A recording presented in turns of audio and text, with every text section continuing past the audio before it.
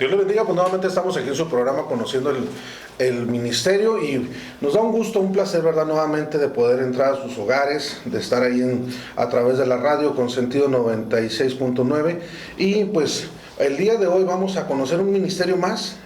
Nos está visitando hoy el pastor Oscar, así que hermano, pues le dejamos para que se presente. ¿Qué tal, Omar? ¿Cómo estás? Mucho gusto que me hayas invitado este día. Aquí estamos, ¿verdad? Mi nombre es Oscar Alejandro Domínguez y soy pastor en la iglesia número 30, la Iglesia Apostólica de la Fe en Cristo Jesús. Bien, pues vamos a conocer un poco más, ¿verdad? De ese ministerio. ¿Dónde nace, hermano, usted? Yo nazco en Chihuahua, Chihuahua. En la capital. En la mera capital. Ahí en la capital. ¿Hijo de quién? Soy hijo del hermano Norberto Domínguez, pastor también de la Iglesia Apostólica. También, así que, vaya, así que ya venimos también en cuestión del pastorado, ¿verdad? Conociendo y caminando, naciendo en cuna evangélica, ¿verdad? Ya. ¿Cuántos hermanos, hermano? Yo tengo ahorita éramos 3 hermanos, bueno, éramos 4, una ya afinada. Ahorita tengo un hermano mayor que yo, también ministro, y una hermana que me sigue después de mí. Sí. Está en Estados Unidos ahorita ya. Todos sirviéndole al Señor. Todos estamos en el camino del Señor, todos en el Evangelio. ¿Y cómo era, hermano, cuando eran chicos los 3, los 4, allá?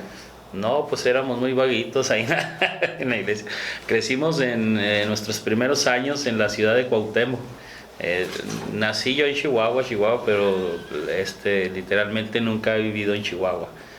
Mi mamá vivía en Cuauhtémoc, mi papá estaba pastoreando en Cuauhtémoc y mi mamá se iba y se aliviaba a Chihuahua porque ahí todavía en Cuauhtémoc en aquellos tiempos no estaba tan desarrollado, y se iba y se aliviaba a Chihuahua y luego ya regresaba otra vez a Cuauhtémoc, y ahí fue donde crecimos, ahí en la iglesia, ahí vivíamos en la iglesia, en la casa pastoral, ahí crecimos. Pero ellos eran en sí de Cuauhtémoc, sus papás. No, son del estado de Chihuahua, mi papá ya de una región que se llama El Consuelo, Chihuahua, por allá es, y mi mamá también ahí de Chihuahua, ella, de ese lugar. Pero ahí radicaban pues entonces en Cuauhtémoc. En Cuauhtémoc radicaban. ¿En la ciudad? En la ciudad de Cuauhtémoc en aquel tiempo. Va. No, pues qué bien, hermano. Una cultura, ¿no? Dicen que es la ciudad de las 3 culturas ahí, ¿no? Sí. Algo así, ¿verdad? ¿Cómo es, hermano, trabajar o cómo es vivir en una ciudad en la cual se pueden ver ese tipo de cultura? No sé, a lo mejor que llegue gente a congregarse, tal vez pudiéramos hablar de menonitas, llegaran a congregarse personas que eran de ese tipo de cultura, vamos a decirlo así, menonitas. Sí, había personas así de diferente raza. Me tocó verlo, ¿verdad? No, ahorita no puedo decirle yo que conviví mucho con ellos porque pues estaba pequeño, ¿verdad? Yo recuerdo de una familia albina que vivía ahí cerca de la iglesia. Sí, tenían dos niñas, pues ellas todo blanco, sus cabellos, sus pestañas, cejas, todo blanco, ellas pues ahí estaban ellas, y de hecho se juntaban con nosotros ahí en la iglesia, porque en aquel tiempo todavía sí estaba muy marcado el aspecto del cristianismo y del catolicismo, donde sí hacían ciertos desprecios a los que éramos cristianos en aquel tiempo. Todavía le tocó esa parte. Todavía en aquella región me tocó así ver cómo los papás le decían a sus hijos: no se junten con esos niños porque son cristianos. ¿Y en la escuela? Y en la escuela, pues ahí también igual vivíamos ciertas situaciones ahí por el hecho de ser cristianos. Todavía la ciudad de Cuauhtémoc era una comunidad más pequeña, pero pues se sabía que éramos cristianos. Bueno, pero más que bueno, y no es que sea más, ¿verdad? Pero todavía siendo cristiano, el cargar, hermano, vamos a decir, con un título que pudiéramos mencionar, como hijo de pastor, Ya no solamente decir, mira, él es cristiano, él es hermano, aleluya, es protestante o tantos nombres que le han puesto, sí, pero no, todavía remarcarlo, subrayarle, el hijo del pastor, su papá es pastor, y más cuando llegan el tiempo en la escuela, ¿verdad? De las presentaciones. A ver, vamos a empezar por esta línea. ¿Cómo te llamas? ¿A qué se dedica tu papá, tu mamá? ¿Quiénes son? Y tener que hablar. Yo me acuerdo que uno de mis hijos, me dijo la maestra después, me habló la maestra, y me dice, oiga, sabe de que se me hizo muy curioso lo que su hijo hizo. Empezamos con esa dinámica, y cuando llegamos con él, a ver, pues preséntate y ¿quién es tu papá? No, pues mi papá se llama Omar Barraza. ¿Y a qué se dedica? Pues él hace casas para perros. Entonces es carpintero. Sí, pues trabaja en la carpintería, sí. Pero ¿qué más hace? Pues pinta casas. O sea que también es pintor, sí, pero ¿qué más? Pues toma fotos, por decir. Entonces también trabaja la fotografía, pero ¿qué más? O sea, ella sabía lo que yo era, pero quería ver que dijera él. Y le decía, bueno, es que sí, pero ¿qué más? O sea, tu papá es pastor, ¿verdad? No hallaba cómo, o sea, pero por la marca a veces que le ponen, el señalamiento, ¿verdad? De que a veces los niños, y a esa edad, ¿verdad? Que hay mucha crueldad. Sí. Hay mucha crueldad entre los niños y empiezan a marcarlo y ya después a lo que nosotros en aquel tiempo decíamos la carrilla, ahora lo que es el bullying, de empezar a señalarlo. A señalarlo, el cristiano, y sepárense y no jueguen con él, o hacerle bromas pesadas, o al cabo es cristiano, no dice nada, y vamos a robarle, vamos a quitarle, vamos a esconderle. En aquel entonces, hermano, ¿cómo le fue a usted en la escuela? Sí, nos hacían travesuras, nos hacían maldades ahí los muchachos, porque nuestro papá era pastor, éramos de la iglesia, era el encargado, y luego pues nos hacían cosas, nos escondían los útiles que teníamos, nos aventaban ahí pues cosas a la cabeza y así. Recuerdo una vez que salí yo de ahí de la casa, pequeño estaba, y oí que mi hermano estaba gritando, y me fui hacia atrás del patio y me dice, ayúdame. Pues, ¿qué pasó? Y me asomé, y de un lado de la iglesia estaba un terreno, y luego ya está el terreno, y luego la calle, y de la calle estaban unos niños aventándole piedras a él, estaban agarrando. Y vamos con los hermanos y con ellos, con los muchachos, y nos estaban atacando, y pues yo ya me agarré a aventarles piedras, y también.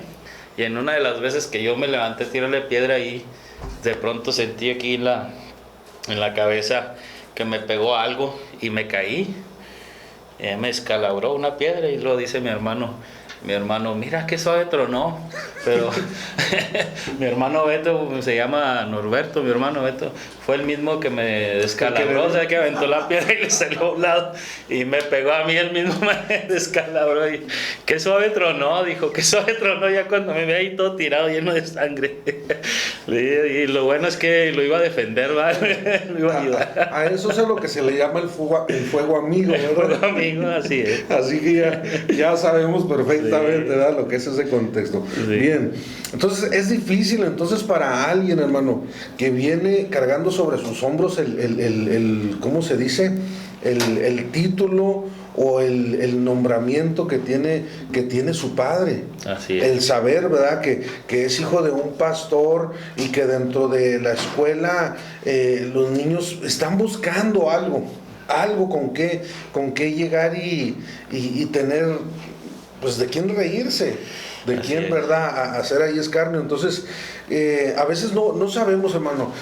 Vemos a los hijos de los pastores ahí en la iglesia, y qué curioso.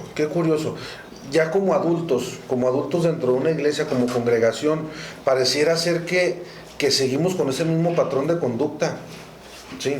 De ser crueles con los hijos de los pastores. Así es. No termina. Digo, ya terminé la secundaria, la preparatoria, estoy en plena adolescencia, o estoy en ese inter, ¿verdad? y ya terminé, ya voy a descansar de los muchachos ahí en la escuela, incluso a veces hasta los mismos profesores. Así es. ¿Verdad? Se da cuenta que es hijo de un pastor y vamos a atacarlo más, vamos a avergonzarlo, ¿verdad? Tienes razón. Sí, entonces dice uno, bueno, esto ya lo dejo allá en la escuela, llego a la casa, vámonos a la iglesia, pero resulta que en la iglesia, decía, parece que seguimos con ese mismo patrón. Igual. Señalando a un hijo de un pastor. ¿Por qué? Porque quisiéramos verlo con una aureola, con unas alitas. Sí, es la expectativa que tienen las personas de lo que debe de uno de ser.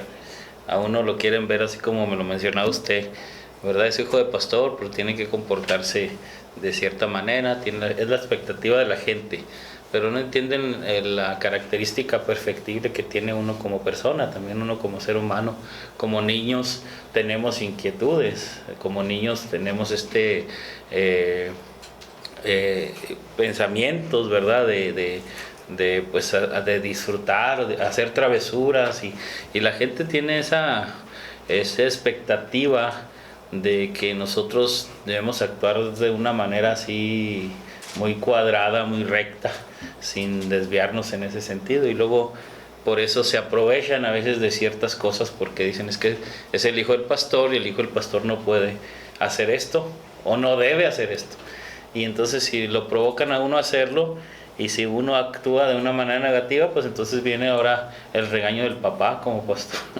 Es que tú no debes actuar así, ¿no?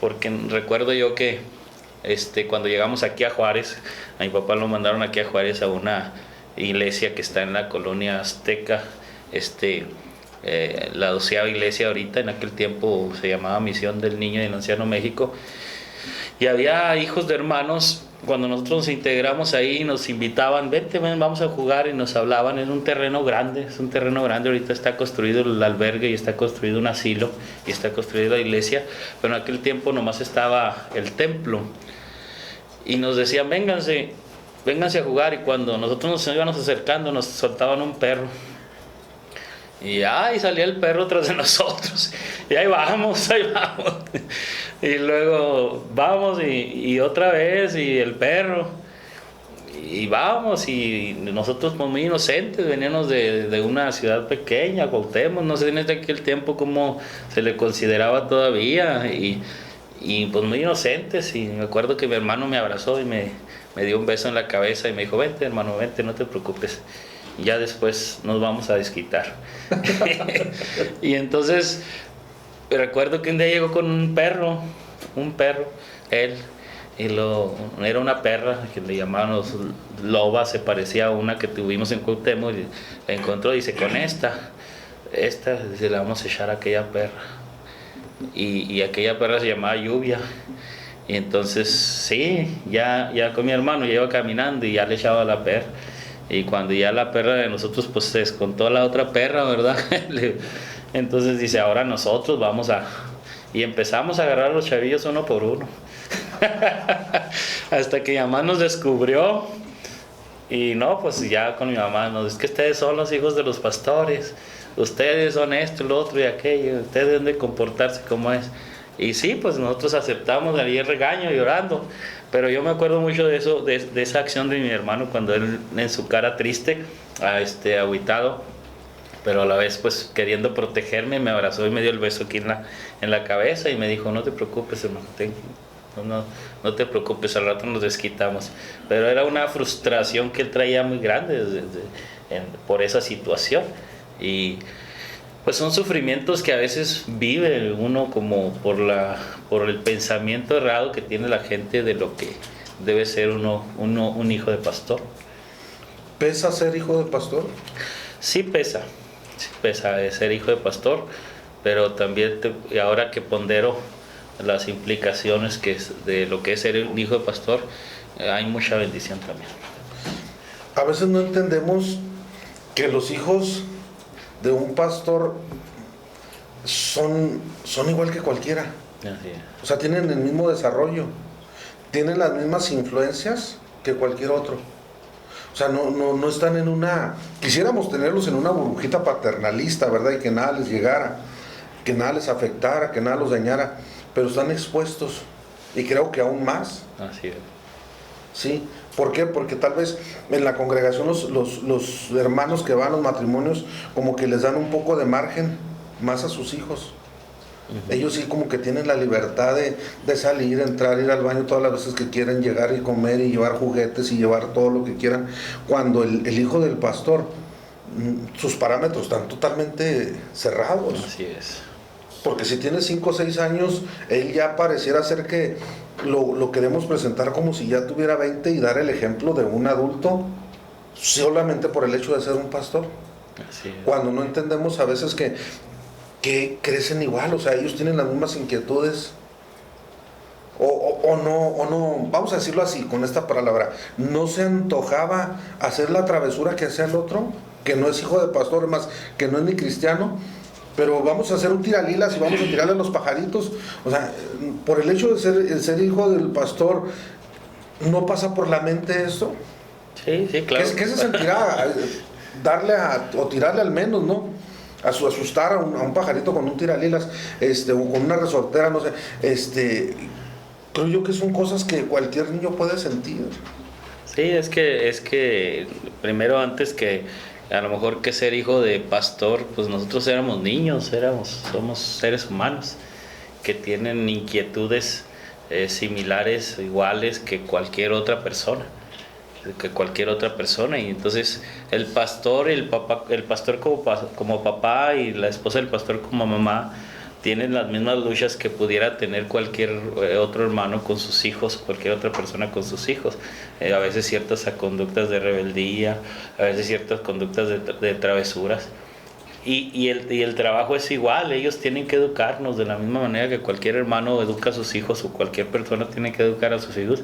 Ellos nos van educando, no nace uno entendiendo ya todo.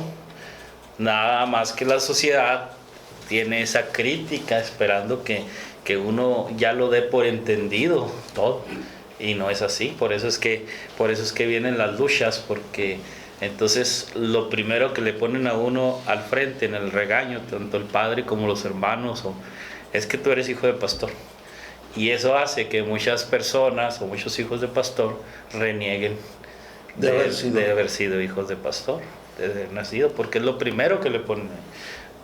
Somos seres biológicos, Claro. somos seres sociales, somos seres espirituales, y nos tenemos que mover en las diferentes áreas, pero como biológicos hay un desarrollo, Claro que sí. un desarrollo cognitivo, sí, o sea, esa madurez, ¿no?, que tiene que llegar a su corteza frontal, pues entender.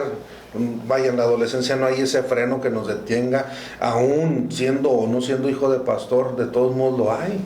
Y lo podemos ver, ¿no?, en cualquier joven que se está desarrollando. Por eso, o sea, con esas inquietudes, con el saber conocer, el querer hacerlo por sí mismo, no que se lo platiquen, como dice, bueno, nadie experimenta en cabeza ajena. Yo quiero saber, quiero conocer, quiero probar, quiero escuchar, pero esa parte pareciera ser que no se entiende. O sea, estoy quitando esa área biológica, esa área social, y nomás me estoy entonces enfocando a lo espiritual.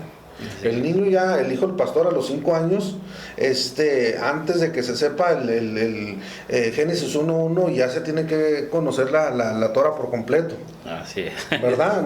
Antes de todo eso, ya tiene que cantar, no sé, en lugar de pasar y cantar un coro, no sé, los árboles se mecen para Dios. No, ya se tiene que saber todo el himnario. Todo el himnario primero, antes ¿verdad? Entonces, y si sabe o no recita el Salmo 119 completito, es un alguien que está en una rebeldía, ¿verdad? No está sometido al molde del papá. Uh-huh. Sí, no es alguien que esté en lo correcto, y por eso es señalado. Por eso decía, quisiéramos ver la cuarta parte de la Trinidad en el hijo del pastor. No, es que ahí tiene que estar exactamente el ejemplo a seguir. ¿Sí? Ahí tiene que estar exactamente lo que yo quiero que mis hijos sean, que se reflejen en él. Entonces, a mí a veces me llegan en la escuela y me dicen, oiga, hable con mi hijo, dele terapia, trabaje con él, a ver qué lo hace, porque está en una rebeldía tan fuerte que no sé qué hacer ya con él, ya llegué a mi límite, ¿sí? Y a veces yo digo, bueno, señora o señor, permítame, pero ¿cuál es el problema en sí de su hijo? Es que mire, yo quisiera que él fuera igual que este otro. Son hermanos pero bien diferentes, ¿sí? Él hace unas cosas que quisiera que él las hiciera. Entonces yo ya pareciera que este no es mi hijo. A veces lo desconozco. Sí, pero yo me digo, mire, ¿sabe? Yo quisiera usted que también entendiera que sus hijos son muy diferentes o están viviendo una rebeldía totalmente diferente. A lo mejor su hijo está viviendo una rebeldía transgresiva, el otro una progresiva. El otro tal vez es una rebeldía agresiva, ¿sí? Y estos están viviendo situaciones muy diferentes, pero es natural, es normal que un hijo esté viviendo ese tipo de situación. Entonces, con quien tengo que trabajar es con usted, no con él. Bueno, sí con él, pero primeramente con usted. Entonces, pareciera entonces ser que tenemos que trabajar con la iglesia para que entiendan que un hijo de un pastor es igual que el de ellos. Así es. Con las mismas necesidades, con las mismas inquietudes, ¿sí? Y no estarlo a veces señalando tanto. ¿O cómo se vive? ¿Cómo vivía usted, hermano? Por decir su infancia, su adolescencia dentro de una iglesia, a diferencia de uno de los demás jóvenes. Sí, pues por ejemplo, había mucha restricción en muchos sentidos, ¿verdad? Que no podíamos participar de muchas cosas nosotros porque pues somos el hijo del pastor. Y los niños o los otros pues sí participaban de ciertas cosas, pues simplemente, aunque fueran cristianos, a veces participaban del Halloween, ¿no? Uno no lo entiende en el contexto del niño, sí. Porque pues a uno lo que ve no es eso de que es del diablo, que esto, no, pues uno ve que le van a regalar dulces. Y eso es lo que quiere uno sinceramente, como niño, ¿no? Van a regalar dulces, por eso quería. Entonces veían los hijos de los hermanos pasar con eso y uno pues no podía porque era malo, ¿verdad? Porque este día era dedicado para el diablo y así, entonces no podía uno entenderlo. Pero creo yo que el punto de todo esto es que la gente a veces trata de cubrir ciertas deficiencias que ellos tienen en sus hogares y en sus familias, y se lo quieren exigir a uno. Que por ejemplo a veces ellos quieren que uno sea el ejemplo de sus hijos, pero sí uno tiene que ser el ejemplo, pero esto lo hacen para cubrir muchas cosas que ellos no hacen en su casa. A veces no pueden hacerlo. A mí me ha tocado personas que me dicen, pastor, quiero que hable con mi hijo, antes de que fuera pastor, que hable con mi hijo para que sea como usted. Y digo, no, es que no tiene que ser como yo. No, es que tiene que ser buen cristiano. Ah, bueno, para que sea buen cristiano, él necesita que usted lo enseñe por primeramente a venir a la iglesia. Usted no viene entre semanas. Entonces no es una cuestión de pastoral, de que uno, es una cuestión que en su casa, desde su casa parte, ¿no? Pero ellos tienen la expectativa de que uno cubra las deficiencias que a veces tienen ellos en su hogar. Por eso es que la gente tiende mucho a exigirle a uno como hijo de pastor y a los pastores y a uno como hijo de pastor a que uno actúe bien, porque si ellos están batallando con algo. Y también los muchachos dicen, pues si el hijo del pastor lo hace, porque yo no. Pero no se trata de eso. Lo que pasa es que hay una deficiencia en la educación, en la formación que se está dando en los hogares, y entonces quieren que el hijo del pastor sea el que les cubra esa deficiencia. Por eso es que son duros con el hijo del pastor. Por eso que es que quieren exigirle al hijo del pastor así una perfección que la verdad no se tiene. Somos muy naturales, somos muy perfectibles, tenemos fallas, tenemos deseos, tenemos tentaciones, tenemos inquietudes, tenemos anhelos, y a veces muchos de esos anhelos no van enfocados a un ministerio específico.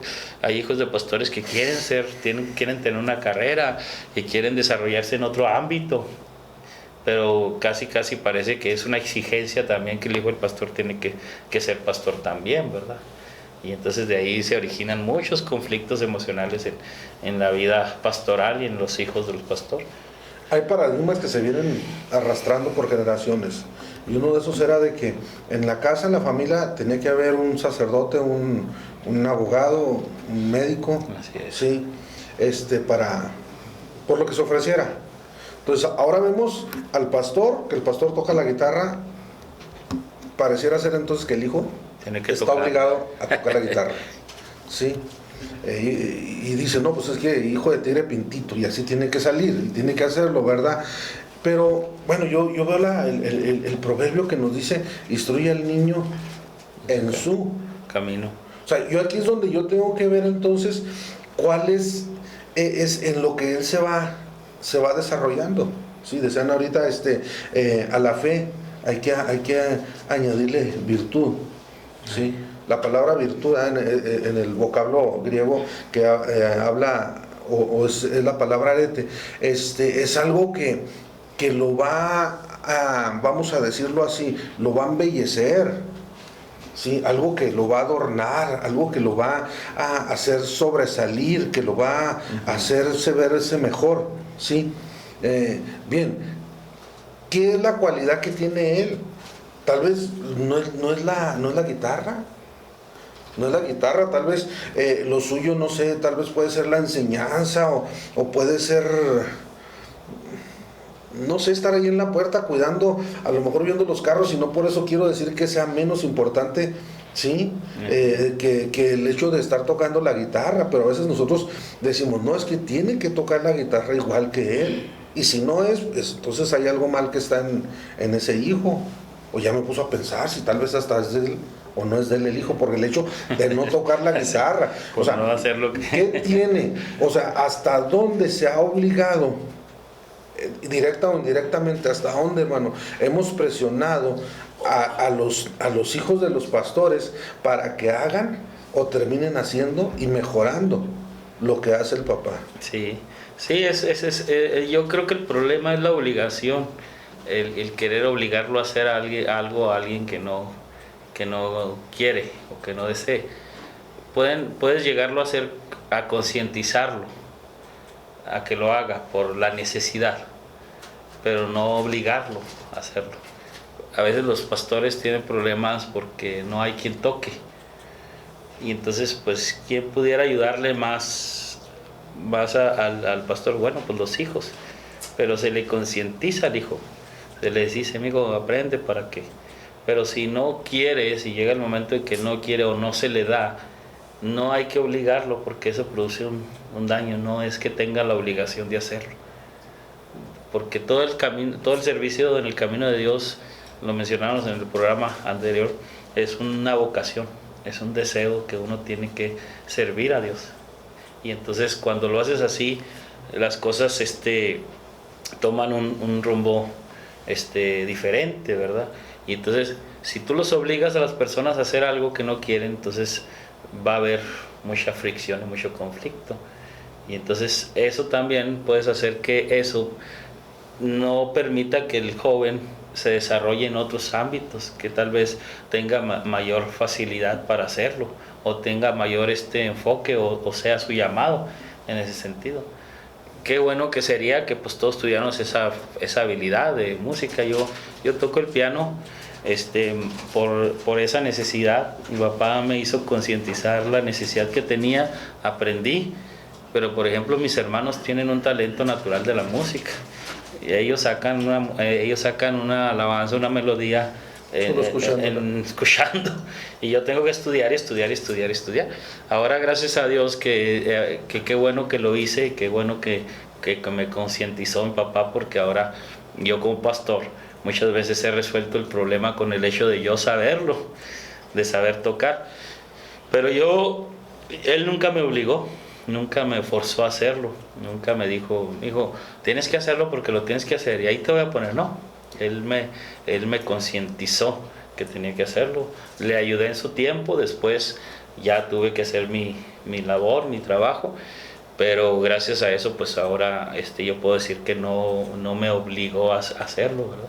En ese sentido. Entonces el problema es que quieran obligarlos a hacer cosas que no debes de concientizarlo. Primero que nada, yo siempre les digo a las personas que antes que nada nosotros somos cristianos primero. Y como cristianos tenemos una responsabilidad. Yo como cristiano, tú como cristiano, tenemos la responsabilidad de ir a la iglesia, de buscar a Dios. Esa responsabilidad es general para todos. Yo como cristiano, tú como cristiano, tenemos que servir. Esa responsabilidad de servir es tuya y es mía. No es nada más de ciertas personas o no. Pero entonces ya más adelante, conforme vas avanzando, vas entendiendo, tú como pastor o tú como hijo de pastor, qué responsabilidades vas adquiriendo, vas teniendo. Ahí ya es donde empieza uno a entender que como hijo de pastor, pues a lo mejor tienes cierta responsabilidad, que sí es cierto, a lo mejor puede ser un poquito más que otras personas por ser el hijo de pastor, ¿sí? Pero eso lo tienes que concientizar, o sea, tienes que hacer entender a la persona, al hijo del pastor, que es algo que tú estás ofreciendo a Dios primero, antes que a la gente. Cuando tú le dices, es que si no, ¿qué van a decir los hermanos? Produces un conflicto en ellos contra los hermanos y contra la sociedad. Pero si tú lo concientizas, mijo, acuérdate que estás sirviendo primeramente a Dios, haz las cosas con amor, las cosas son diferentes y puede uno alcanzar más en ese sentido, ¿verdad? Cuando concientizas a la gente. Si obligas, vas a tener muchos problemas en esa persona. Pero si concientizas, las cosas van a ser diferentes. Yo veía a mi hijo, el mayor, bueno, el del medio, el de los varones, desde que estaba chico, había algo muy particular y me lo llegaron a señalar algunos pastores.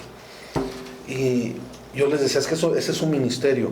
Y estamos hablando precisamente, ¿verdad? Conociendo el ministerio. Y vemos la palabra ministerio, es el vocablo diaconía. De ahí pues viene el diácono. Uh-huh. Que es un servicio que se está ofreciendo. Entonces, yo decía, tenía, no sé, 5 años, a lo mejor 6 años. Y yo decía, es que eso es un ministerio. ¿Cuál era? Él estaba muy atento durante el servicio, la alabanza, todo. Pero ya nomás subía alguien a predicar. Y él corría y traía su vaso de agua, se lo llevaba, se lo ponía, ya venía y ya se sentaba y de ratito se quedaba dormido. Sí, pero yo le decía, es que él ya cumplió con su ministerio. Él ya cumplió con lo que le correspondía hacer. Entonces, yo un día platicaba con otro pastor y le decía, hermano, créame que a mí me hubiera gustado que también él hubiera salido músico. Tal vez sabe tocar, pero que lo desarrollara como a veces uno como padre quisiera. Pero yo veo que él tiene otro tipo de ministerio. Voy a decirlo así porque ahorita ya hay ministerios de todo, hasta de globoflexia. Y a veces me dice alguien, hermano, eso no es ministerio. No es ministerio. Le voy a dar un globito eso, a ver si lo puede inflar. Lo puede inflar, ¿no? Y a ver si lo hace la figura. A ver si lo hace.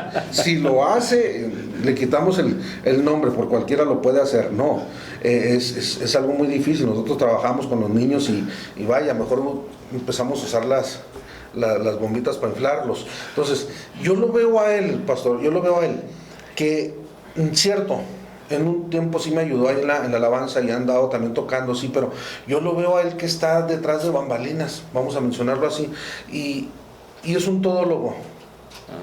Él corre para la cocina, corre allá afuera, sube para los aires, él anda checando los cables, anda viendo las luces, o sea, está en todo. También ahora sí que en misa, en todo está, ¿sí? Está atento. Entonces digo, bueno, si yo me pongo a hacer una balanza, aquí lo tendría tocando la guitarra, tal vez a lo mejor, pero aquí nomás está tocando una guitarra. Digo, yo lo veo que él en todo está en el templo, cualquier cosita que sale, es más, hasta la cocina se mete y anda con las hermanas y ya está ayudándoles a picar, anda, que les faltó, es más, a veces si no tienen una idea de qué cocinar, él les resuelve el problema a las hermanas, ¿sí? Entonces, digo, eso fue lo suyo. Entonces a él le gusta servir en todas las áreas, no nomás en la música, como yo quisiera decir, bueno, yo toco en la iglesia, pues que también él tocara, ¿no? Pero él se está desarrollando en otras áreas y yo lo veo contento, lo veo no frustrado, yo no lo siento decir que, como yo no sé tocar, entonces yo no serví o yo no estoy haciendo nada aquí en la iglesia. no, yo lo veo que se desarrolla, el otro también anda conmigo para allá y para acá, siempre trabajando, igual, tal vez me gustaría verlo en la música, sí, pero a él le gusta otra área. Por eso, entonces entiendo cuando dice, instruye al niño en su, no en el mío. No, en el camino del Señor. Sí, Sí. entonces, al caminar durante todos estos años, hermano, ¿qué satisfacciones entonces pudiéramos decir que deja el ser hijo de un pastor? Sí, primeramente el privilegio de que Dios te haya escogido. Ese privilegio Dios no lo pasa en alto. Dios te da una bendición especial. No cualquiera la tiene. No cualquiera la tiene. Y yo lo he comprobado en muchos aspectos de mi vida. Cómo Dios tiene cuidado de mí y cómo Dios pues me ha tenido muchas consideraciones, por ejemplo. Dios nos bendice grandemente. Entonces, esta es una bendición muy grande. También el privilegio de que ante la gente, habrá mucha gente que sea muy crítica, muy dura, pero también hay mucha gente que te quiere. Y hay mucha gente que te quiere. Yo he sabido valorar esa gente que me quiere, que me aprecia. Y esa gente te ayuda mucho durante tu vida, te ayuda bastante durante tu vida, ¿verdad? Que está ahí. Y yo sé que Dios los pone a ellos como ángeles, ¿verdad? que están al pendiente de ti y que te cuidan delante de ti. Y luego ya cuando tú desarrollas un ministerio, cualesquier ministerio que tú desarrolles, ¿sí? El hecho de ser hijo de pastor pone como un sello ahí especial que te hace sobresalir en todo. Como mencionaba usted lo de su hijo, llama mucho la atención esas acciones. En cualquier lugar, ya sea músico, ya sea hasta para barrer, sobresale uno en todo, porque Dios lo ha dotado de muchas bendiciones, pero muchas habilidades también para hacer la obra del Señor. Puedo tener una congregación de 1000 familias, tal vez es una hipérbole muy grande, ¿no? Pero 1000 familias. Pero dentro de esas 1000 familias salió uno. Sobresale el pastor. Sí. Sobresale, dijo el pastor. Y yo lo veo a mis hijos que, vaya, cómo se relacionan con otros pastores. Cómo llegan a tener esa relación. Y me atrevo a decirlo así, hasta ya de una relación de amistad con otros pastores, de los cuales yo veo que son, a lo mejor está mal dicho, son una esponjita absorbiendo de todos. De todo. Sí, porque no quiere decir que por ese hecho tienen ellos que absorberlo, ¿no? Pero al menos yo veo en los míos que empatizan con los demás pastores, trabajan, hacen y aprenden. Como que los llevan a otro, pudiéramos decir, otro nivel de madurez, a diferencia de otro joven que está en la iglesia. Así es. Que va y se sienta y disfruta el servicio y punto.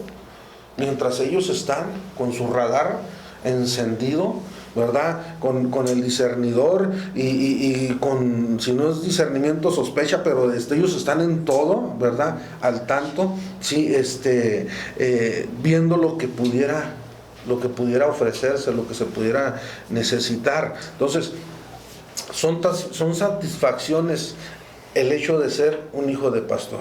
Sí, son satisfacciones muy grandes que Dios le ha dado el ser hijo de pastor. Yo sí te digo, como si pondero entre las cosas malas y buenas, creo que puedo decir que Dios ha sido más bueno conmigo que la gente mala, ¿verdad? Dios ha hecho muchas cosas mejores para conmigo, para con mi familia, aún en medio de las circunstancias de adversidades que se presentan, porque aprende uno a ver las cosas desde una perspectiva bíblica, desde la perspectiva de Dios. Y la gente comúnmente ve las cosas desde una perspectiva muy humana. Y por eso, a lo mejor lo que para uno es algo malo, para nosotros, a la perspectiva de Dios, entendemos que son bendiciones. Decía ahorita, ¿verdad?, sobre mi hijo cuando le preguntaba a la maestra, pero ¿qué más es tu papá? No, pues hace esto, sí, pero ¿qué más? Hasta que ya no hay yo qué decir, ¿verdad? Y dijo, sí, pero tu papá también es pastor. Y que decía, no, pastor no, pastor no. Cuando recibe usted, hermano, ese llamamiento de parte de Dios, ahora, para ser pastor, ¿qué fue su reacción? Tal vez como la de mi hijo cuando estaba en kinder, que entró en kinder y decir, no, yo ya viendo lo que pasó a mi papá, lo que vivió mi papá, estando así, yo le sirvo mejor en otra área, o vámonos, Señor, ya me hablaste, yo atiendo ese llamado. Sí. No, yo no quería ser pastor tampoco, eso es una reacción muy natural. Me llamó mucho la atención, tuve una novia antes de bautizarme, en la escuela, y pues nos llevamos muy bien, ¿verdad? Con ella, y un día me dijo, ¿sabes qué? Ya, vamos a dejarle aquí. Caray, dije yo, pues ¿por qué? Pues si nos llevamos muy bien. Y me dijo, no, dices que sabes que tú vas a ser pastor. Y yo, ella no era cristiana, yo tampoco era bautizado, pero ella no iba ni a la iglesia. Entonces me dice, yo no creo que vaya a compartir tu religión, y mucho menos apoyarte. Y luego dije yo no voy a ser pastor. ¿Quién te dijo que yo iba a ser pastor? No, dices que tú vas a ser pastor. Le digo, no, yo voy a ser cristiano, eso sí te puedo decir, me voy a convertir, porque yo creo tengo esa fe y voy a apoyar a mi papá en todo. Hasta ahí. Hasta ahí. Pero de todo no me terminó. Fue movido. Al mes recibo el llamamiento del Señor. Al mes de que me termina ella, recibo el llamado. Dios habla a mi vida, a mi corazón. Yo traía otros proyectos, traía otros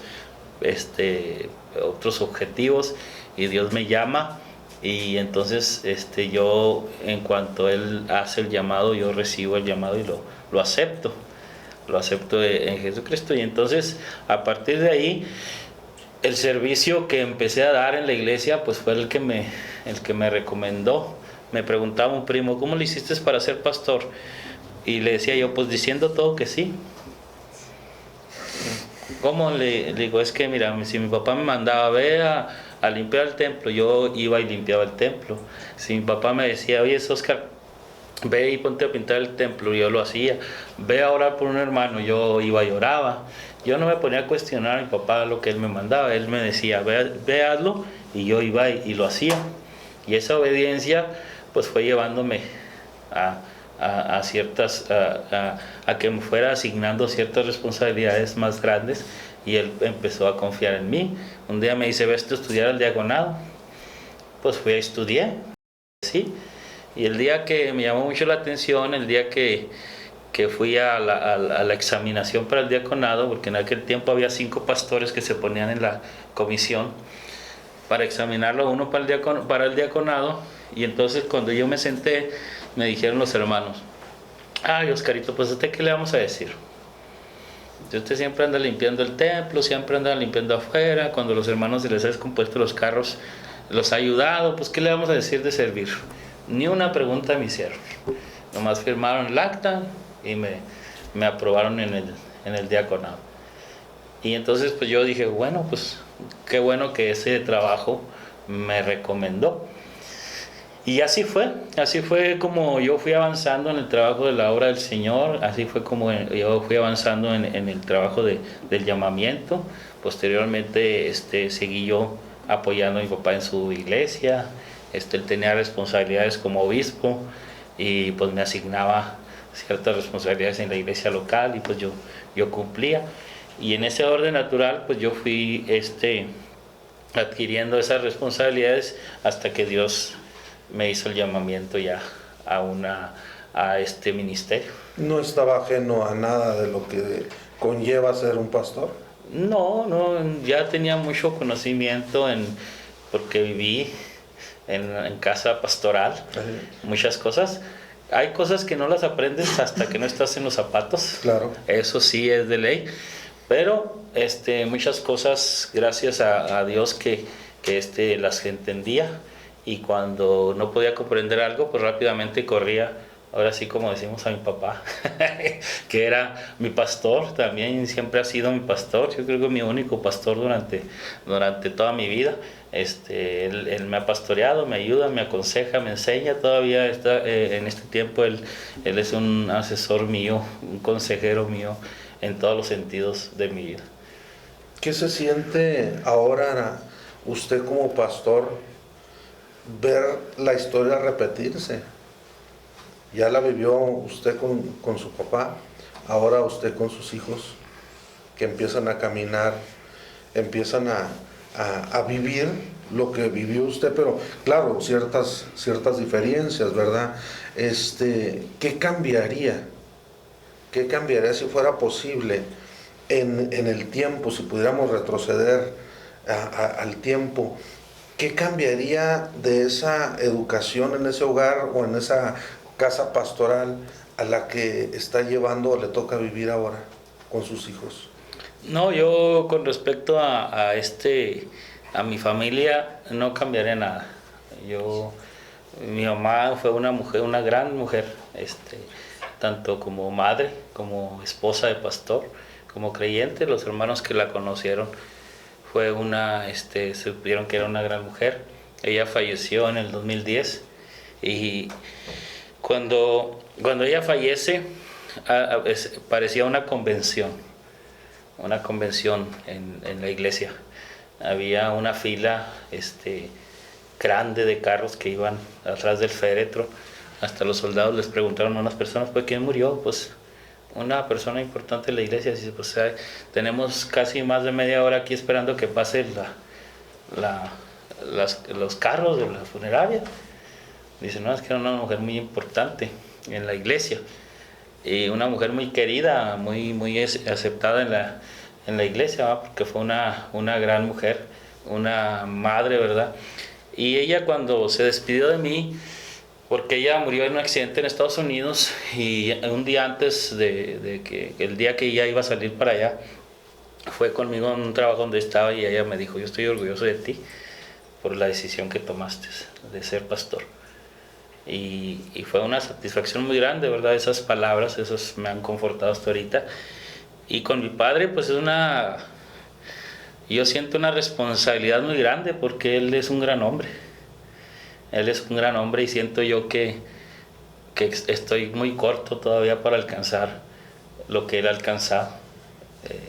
Él es un hombre muy preparado, es un hombre muy inteligente, muy sabio, y él me ha enseñado muy bien muchas cosas. Si yo a veces he fallado es porque he sido rebelde, pero él ha sido un buen padre, ¿no? Entonces yo no lo cambio en ese sentido. Creo que voy bien, he tenido mis errores, yo he vivido situaciones muy complicadas en mi vida personal que han tratado de desviarme de la voluntad de Dios, pero gracias a Dios lo he seguido. Y en una ocasión una de mis hijas, tengo dos hijas, una de 11 años, Alexa, y tengo otra hija de 8 años, Ámbar, que es un corazón así pleno, ¿verdad? Esa niña. Y Alexa, a quien admiro mucho por su madurez, me decía en una ocasión, papá, tu pasión es el pastorado, ¿verdad? Y yo así como que, sí, mi amor, ¿por qué? Es que veo que amas mucho tu ministerio.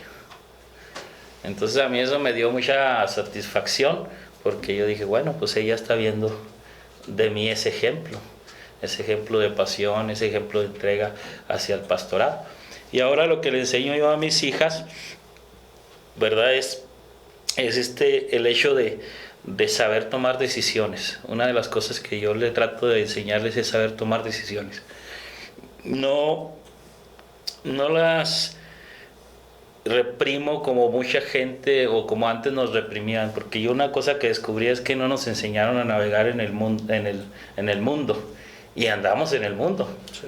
Los papás nos protegían, no vayas a esta fiesta, no vayas a esto, y nos protegían. Pero más que eso, yo digo que lo que faltó ahí fue que no nos enseñaron a navegar en el mundo, porque cuando ya crece uno, tiene uno trato con mucha gente de afuera. Y como no sabe uno tratar con la gente de afuera, es muy fácil que uno ya cuando empieza a tratar con la gente de afuera se vaya uno al mundo. Nos concretamos a uno. Entonces, por ejemplo, un caso, ¿verdad?, de que a veces no sabemos estar en una convivencia con gente del mundo. Una convivencia, ya sea una fiesta del trabajo, por ejemplo. No sabemos estar ahí. ¿Por qué? Porque nuestros padres nos dejaron desde muy pequeños entrar en eso, ¿verdad? Ahora yo le digo a mis hijas, pues hay cosas que no las voy a dejar y que no las dejo.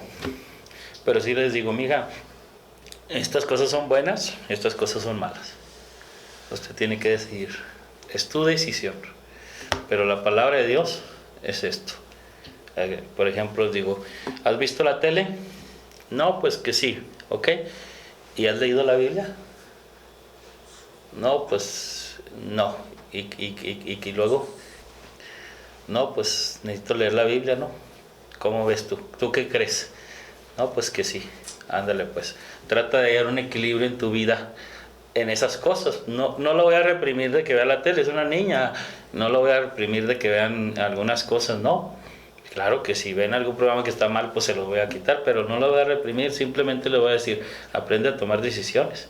Y me da gusto cuando me dicen a veces, papá, te leí este capítulo, leí este versículo, ¿qué quiere decir? O cuando ellas en sus predicaciones a esa edad, ellas desde muy pequeñas, Alexa, que es la mayor, desde muy pequeña a esa edad me decía ella, oye, tú dijiste esto de Génesis, y esto yo lo leí en tal libro. Pues qué bueno, mija, ¿qué quiere decir? Pues esto y esto, ok. Y eso me daba esa satisfacción. Entonces sé que ellas lo que han estado viendo de mí en general, ¿sí?, es ese ejemplo que yo vi de mis padres de servir a Dios. Y ahora yo creo que ellas lo están viendo en mi persona. ¿Cómo recuerda a su papá en el ministerio, hermano? Que pudiéramos, no sé, decir una definición una corta definición de él. A él oración y humildad. Yo siempre lo vi orando. Siempre. Me levantaba en la noche y yo lo veía orando. Me acercaba a la iglesia, a veces entraba al templo y lo veía yo él orando. Eso es un ejemplo que yo vi de él. Y siempre su conducta, su actitud de humildad. Él siempre ha sido muy, muy sencillo. Yo a veces le digo, usted puede irse a Italia, váyase de vacaciones, váyase a Roma, váyase a Alemania, tiene condiciones económicas para irse. Y no le gusta ser presuncioso, no le gusta andar así, no, él siempre ha sido muy, muy humilde en sus cosas. Ahorita tiene a lo mejor sus carros porque casi lo obligamos, pero es para que no batalle, pero él no le gusta ser presuncioso, él siempre ha sido humilde y esas características yo las observo mucho en él. Y un hombre de oración, siempre humillado ante Dios. ¿Y las nuevas generaciones de hijos de pastores, cómo los ven? Tenemos las nuevas generaciones de hijos de pastores mucha capacidad, mucho intelecto, pero creo que no solamente en los hijos de pastores, ¿verdad?, sino en las generaciones de los jóvenes, creo que les falta esa espiritualidad, esas experiencias espirituales que muchos tuvimos en su tiempo y en su momento. Esa relación personal con Dios. Yo les he dicho a veces a jóvenes que tienen liderazgo, te hace falta conocer a Dios. Y ellos entran en conflicto porque me dicen, ¿cómo que conocer a Dios? Si yo leo la Biblia, pero ellos no entienden ellos a lo que me refiero con eso, conocer a Dios. Les falta esa experiencia sobrenatural. Conocen la Biblia de pasta a pasta, pero no conocen al autor. Así es. Y tienen mucha facilidad para entender conceptos y todo eso, más fácil que nosotros, pero les falta ese punto, ese aspecto de esa espiritualidad ferviente en sus vidas. Son unos expertos en la neurolingüística ahí al frente, pero en una relación personal con Dios falta.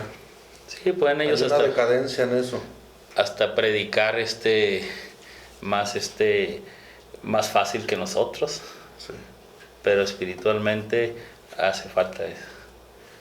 Ese es el recuerdo de un padre, ¿sí? Que es pastor. Bien, vamos a concluir, hermano. ¿Cómo quisiera ser usted recordado? ¿Cómo quisiera yo ser recordado? Como alguien que dejó todo por Dios. Así quiero ser recordado. Él dejó todo por Dios. Y dejar ahora todo por Dios. Una entrega, ¿verdad? Cuánto más pudiéramos hablar, ¿verdad? Y decir de todo esto, pero bueno, el tiempo nos apremia y vamos a finalizar, hermano. Pues me da gusto, ¿verdad? Conocerle, saber qué hay detrás de un hombre que se para ahí en el altar, en el púlpito y da un mensaje, y lo vemos que entra con su familia, pero más allá, ¿verdad? Que sus raíces, su origen, ¿verdad? Ese hombre humano que a veces nos hace falta conocer, ¿verdad? Y que la próxima vez que veamos a un hijo de un pastor podamos hacer un poquito de conciencia, ¿verdad? Que todos tengamos el título o no tengamos el título en un templo como pastores, en la casa somos pastores de un pequeño rebaño. Así es. Y si nosotros exigimos a ellos como hijos de pastores tal o cual cosa, nosotros también tenemos unos hijos de pastores en la casa. Amén. Que tendríamos también que poner los mismos parámetros, ¿verdad? Pues bien, hermano, pues me da gusto, gracias. ¿Verdad? Me da gusto estar este tiempo con usted. Pues muchas gracias, hermano, por su tiempo. Dios le pague. Gracias. Y pues a ustedes, ¿verdad? Que estuvieron en este tiempo con nosotros, que nos permitieron entrar a sus hogares a través de estas ondas radiales por Radio Consentido 96.9 FM y pues también en las redes sociales. Pues gracias por este espacio, por este tiempo. Vamos a seguir conociendo más ministerios que Dios tiene, ¿verdad? Trabajando en su obra. Cuál es lo que implica llevar a cabo o llevar ese ministerio que Dios ha puesto en cada hombre, en cada mujer. Así que pues mientras y tanto, pues Dios les bendiga, Dios les guarde. Gracias, y nos estaremos viendo la próxima semana. Amén. Dios les bendiga.